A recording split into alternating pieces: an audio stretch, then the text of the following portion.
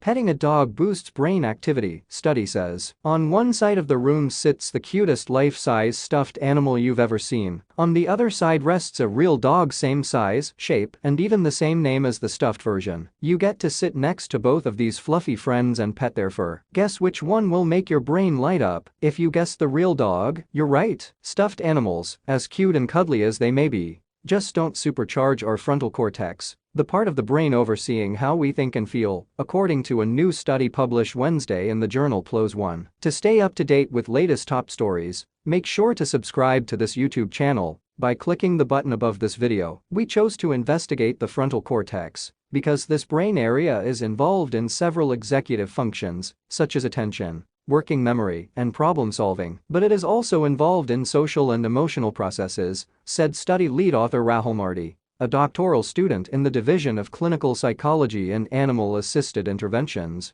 at the University of Basel in Switzerland, in an email. Why is this finding important? It provides additional evidence that live human-animal therapy interactions may boost cognitive and emotional activity in the brain, Marty said. If patients with deficits in motivation, attention, and socio-emotional functioning show higher emotional involvement in activities connected to a dog, then such activities could increase the chance of learning and of achieving therapeutic aims, she said. This latest study adds to existing research on the benefits of animal-assisted therapy in medically supervised neural rehabilitation for nervous system conditions, such as strokes, seizure disorders, brain trauma and infections. This is an interesting, rigorously conducted study that provides new insight into associations between human-animal interaction and regional prefrontal brain activity in healthy adults, said Drive. Tiffany Brawley, an associate professor of neurology at the University of Michigan in Ann Arbor, who has published research on the connection between pet ownership and cognitive health. Although further work in larger samples of people with specific neurological conditions is needed,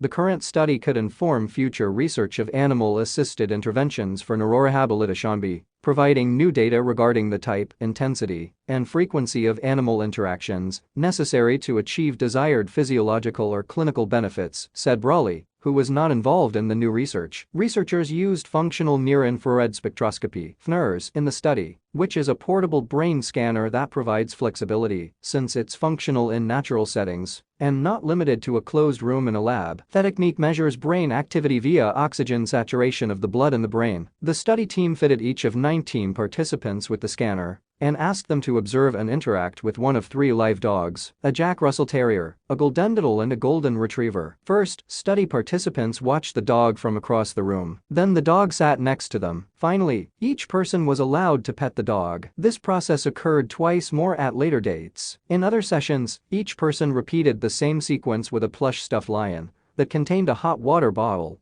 to simulate the body temperature of a live dog. In each of the scenarios, brain stimulation rose as the dog or stuffed animal moved closer. We found that brain activity increased when the contact with the dog or a plush animal became closer. This confirms previous studies linking closer contact with animals or control stimuli with increased brain activation, Marty said. However, the study found an even stronger boost in brain activity when the person petted the fur of a real dog versus the stuffed animal. We think emotional involvement might be a central underlying mechanism of brain activation in human-animal interactions, Marty said, adding that the stuffed animal likely triggered less affection. The results mirror findings by other researchers who found more brain activity when participants interacted with live rabbits, guinea pigs, cats, dogs and horses, she said. Positive nonverbal cues and reciprocal interactions provided by a living animal could in part explain this difference, Brawley said.